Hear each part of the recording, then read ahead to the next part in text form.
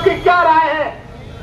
तो बाबा साहब ने कहा मैं संविधान पर इस समय कोई टिप्पणी नहीं करूंगा, क्योंकि संविधान चाहे कितना भी अच्छा क्यों ना हो, अगर उसे लागू करने वाले लोगों की नीयत ठीक नहीं है तो बढ़िया से बढ़िया संविधान भी खराब साबित हो जाएगा। और संविधान चाहे कितना खराब क्यों नहीं लिखा हुआ हो, अगर उसे लागू करने वाला, और लागू कौन करता है? सरकारें। अगर उन लोगों की नीयत ठीक नहीं होगी तो बढ़िया से बढ़िया संविधान खराब साबित होगा, और खराब संविधान भी अच्छा साबित हो सकता है अगर उनकी नीयत ठीक हो। साथियों, देश की आजादी का 78 साल बाद भी संविधान को लागू करने वाले लोगों की नीयत ठीक नहीं रही। अगर उनकी नीयत ठीक होती तो देश की आजादी का 78 साल बाद भी हम लोगों के हालात नहीं होते। आज भी जाति के नाम पर हमारे साथ भेदभाव होता है, आज भी हमारे साथ छुआछूत होती है, आज भी हमारी बहन बेटियों के साथ बलात्कार होता है, और हम रिपोर्ट दिखाने थाने में जाते हैं तो हमको फटकार के भगा दिया जाता। बताओ सच्चाई है कि नहीं है? बाबा साहब ने तो अपना काम कर दिया, और मैंने पहले शुरुआत में भी कहा कि हमारे चेहरों पर जो थोड़ी बहुत चमक दिखाई देती है, ये बढ़िया बढ़िया कपड़े हम लोग पहनते हैं, 4 कमरे का 6 कमरे का मकान बना लिया है, घर में मार्बल और चिप्स लगा लिया है, घर के आगे 4 पहिए की गाड़ी खड़ी है, 2 पहिए की गाड़ी खड़ी है, तो ये देश परम पूजनीय बाबा साहब अम्बेडकर के संविधान की है। इस देश की अर्थव्यवस्था में 3 चीजों का योगदान है: कृषि, व्यापार और नौकरी। कृषि में हमारे हालात क्या हैं? 2 बीघा, 4 बीघा, 6 बीघा, तमाम गांव के लोग बैठे हैं। बताइए, वो कोई 100 बीघा जमीन का अगर मालिक हो तो जरा हाथ उठाइए, है क्या कोई? अरे हाथ उठाओ, कोई 100 बीघा जमीन का मालिक हो तो। नहीं है ना? हाथ उठाओ, कोई 50 बीघा जमीन का मालिक हो तो। है क्या कोई? नहीं है। 2 बीघा, 4 बीघा, 6 बीघा और 8 बीघा, और इसमें हम बढ़िया मकान बना नहीं सकते और अपने बच्चों को अच्छी शिक्षा दिला नहीं सकते। व्यापार की बात अगर हम लोग करें, कोई भी ऐसी फैक्ट्री, कारखाना, उद्योग मुझे बता दीजिए जब 100-200 लोगों को रोजगार मिलता हो और उसका मालिक कोई हमारे समाज का व्यक्ति होता है क्या कोई? हमारे पास जो कुछ भी है नौकरियों की बदौलत, और यही चीज इनको हजम नहीं हो रही है कि डॉक्टर अंबेडकर ने संविधान में ये रिजर्वेशन क्यों दे दिया, जिससे इनके चेहरों पर चमक आ रही है। इसीलिए बार बार बाबा साहब डॉक्टर अंबेडकर की प्रतिमाएं तोड़ी जाती हैं। सच्चाई है कि नहीं है? साथियों, ये जो सरकारें इस देश में रही हैं, मैं किसी पार्टी का नाम नहीं ले रहा हूं, जो भी सरकारें इस देश में रही हैं उनकी नीयत और नीति ठीक नहीं रही। इस नौकरियों पे जो नौकरियां जो हमारी हैं, उस चेहरे पर से चमक को मिटाने का काम किया जा रहा है। इन सरकारों ने धीरे धीरे करके कभी कोर्ट का सहारा लिया, कभी शासन प्रशासन का सहारा लिया। याद करिए आप लोग, 2 अप्रैल 18, उससे पहले सुप्रीम कोर्ट ने एक फैसला दिया था कि जो तुम्हें SC/ST का कवच मिला हुआ, 3 एक्ट मिला हुआ है, इसमें गिरफ्तारियां नहीं होंगी, वो कानून लागू नहीं होंगे। याद है कि नहीं होंगे? याद है ना? इसी सुप्रीम कोर्ट ने फैसला दिया था, लेकिन लाखों की तादाद में आप लोग रोडों पे निकले और सरकार को मजबूर होना पड़ा। सरकार ने दोबारा से, आपको याद होगा, सरकार ने SC एक्ट को बहाल किया कि नहीं किया? अब फिर सुप्रीम कोर्ट का फैसला आया है। सुप्रीम कोर्ट कहता है आरक्षण का वर्गीकरण किया जाना चाहिए, SC में वर्गीकरण, ST में वर्गीकरण।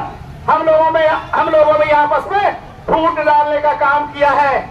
आप लोगों ने 21 तारीख को भारत बंद को समर्थन देकर के कामावली बंद कराया, लेकिन साथियों ये हजम नहीं हो रहा है, ये हजम नहीं हो रहा है। कोर्ट का सहारा लेके ये शासन प्रशासन जो कर रहा है वो आप लोगों को विदित है। और तो छोड़िए, जब इन सरकारों को लगा, इन सरकारों में बैठे हुए लोगों को लगा कि नौकरियों से तो इनके चेहरे पर चमक आ रही है, इसको खत्म करना चाहिए, तो धीरे धीरे करके इन्होंने सोचा कि बाबा साहब डॉक्टर अंबेडकर ने तो संविधान में ऐसा कड़ा बंदोबस्त कर दिया है कि संविधान से छेड़छाड़ नहीं की जा सकती, तो इन्होंने बैक डोर से, पीछे के रास्ते से धीरे धीरे करके सारे सरकारी डिपार्टमेंटों को बेचना शुरू कर दिया। की क्या राय है? तो बाबा साहब ने कहा मैं संविधान पर इस समय कोई टिप्पणी नहीं करूंगा, क्योंकि संविधान चाहे कितना भी अच्छा क्यों ना हो, अगर उसे लागू करने वाले लोगों की नीयत ठीक नहीं है तो बढ़िया से बढ़िया संविधान भी खराब साबित हो जाएगा। और संविधान चाहे कितना खराब क्यों नहीं लिखा हुआ हो, अगर उसे लागू करने वाला, और लागू कौन करता है? सरकारें। अगर उन लोगों की नीयत ठीक नहीं होगी तो बढ़िया से बढ़िया संविधान खराब साबित होगा, और खराब संविधान भी अच्छा साबित हो सकता है अगर उनकी नीयत ठीक हो। साथियों, देश की आजादी का 78 साल बाद भी संविधान को लागू करने वाले लोगों की नीयत ठीक नहीं रही। अगर उनकी नीयत ठीक होती तो देश की आजादी का 78 साल बाद भी हम लोगों के हालात नहीं होते। आज भी जाति के नाम पर हमारे साथ भेदभाव होता है, आज भी हमारे साथ छुआछूत होती है, आज भी हमारी बहन बेटियों के साथ बलात्कार होता है, और हम रिपोर्ट दिखाने थाने में जाते हैं तो हमको फटकार के भगा दिया जाता। बताओ सच्चाई है कि नहीं है? बाबा साहब ने तो अपना काम कर दिया, और मैंने पहले शुरुआत में भी कहा कि हमारे चेहरों पर जो थोड़ी बहुत चमक दिखाई देती है, ये बढ़िया बढ़िया कपड़े हम लोग पहनते हैं, 4 कमरे का 6 कमरे का मकान बना लिया है, घर में मार्बल और चिप्स लगा लिया है, घर के आगे 4 पहिए की गाड़ी खड़ी है, 2 पहिए की गाड़ी खड़ी है, तो ये देश परम पूजनीय बाबा साहब अम्बेडकर के संविधान की है। इस देश की अर्थव्यवस्था में 3 चीजों का योगदान है: कृषि, व्यापार और नौकरी। कृषि में हमारे हालात क्या हैं? 2 बीघा, 4 बीघा, 6 बीघा, तमाम गांव के लोग बैठे हैं। बताइए, वो कोई 100 बीघा जमीन का अगर मालिक हो तो जरा हाथ उठाइए, है क्या कोई? अरे हाथ उठाओ, कोई 100 बीघा जमीन का मालिक हो तो। नहीं है ना? हाथ उठाओ, कोई 50 बीघा जमीन का मालिक हो तो। है क्या कोई? नहीं है।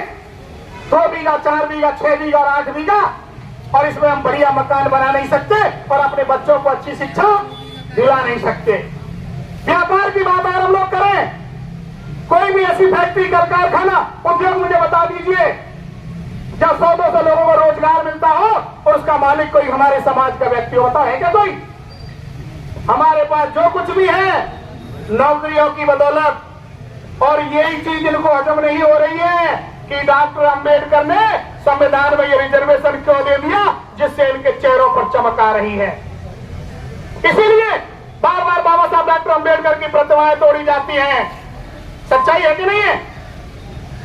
साथियों, ये जो सरकारें इस देश में रही है, मैं किसी पार्टी का नाम नहीं ले रहा हूं, जो भी सरकारें इस देश में रही है उनकी नीयत और नीति ठीक नहीं रही। इस नौकरियों पे जो नौकरियां जो हमारी हैं, उस चेहरे पे से चमक को मिटाने का काम किया जा रहा है। इन सरकारों ने धीरे धीरे करके कभी कोर्ट का सहारा लिया, कभी शासन प्रशासन का सहारा लिया। याद करिए आप लोग, 2 अप्रैल 18, उससे पहले सुप्रीम कोर्ट ने एक फैसला दिया था कि जो तुम्हें SC/ST का कवच मिला हुआ, 3 एक्ट मिला हुआ है, इसमें गिरफ्तारियां नहीं होंगी, वो कानून लागू नहीं होंगे। याद है कि नहीं होंगे? याद है ना? इसी सुप्रीम कोर्ट ने फैसला दिया था, लेकिन लाखों की तादाद में आप लोग रोडों पे निकले और सरकार को मजबूर होना पड़ा। सरकार ने दोबारा से, आपको याद होगा, सरकार ने SC एक्ट को बहाल किया कि नहीं किया? अब फिर सुप्रीम कोर्ट का फैसला आया है। सुप्रीम कोर्ट कहता है आरक्षण का वर्गीकरण किया जाना चाहिए, SC में वर्गीकरण, ST में वर्गीकरण। हम लोगों में आपस में फूट डालने का काम किया है। आप लोगों ने 21 तारीख को भारत बंद को समर्थन देकर के कामावाड़ी बंद कराया, लेकिन साथियों ये हजम नहीं हो रहा है, ये हजम नहीं हो रहा है। कोर्ट का सहारा लेके ये शासन प्रशासन जो कर रहा है वो आप लोगों को विदित है। और तो छोड़िए, जब इन सरकारों को लगा, इन सरकारों में बैठे हुए लोगों को लगा कि नौकरियों से तो इनके चेहरे पर चमक आ रही है, इसको खत्म करना चाहिए, तो धीरे धीरे करके इन्होंने सोचा कि बाबा साहब डॉक्टर अंबेडकर ने तो संविधान में ऐसा कड़ा बंदोबस्त कर दिया है कि संविधान से छेड़छाड़ नहीं की जा सकती, तो इन्होंने बैक डोर से, पीछे के रास्ते से धीरे धीरे करके सारे सरकारी डिपार्टमेंटों को बेचना शुरू कर दिया।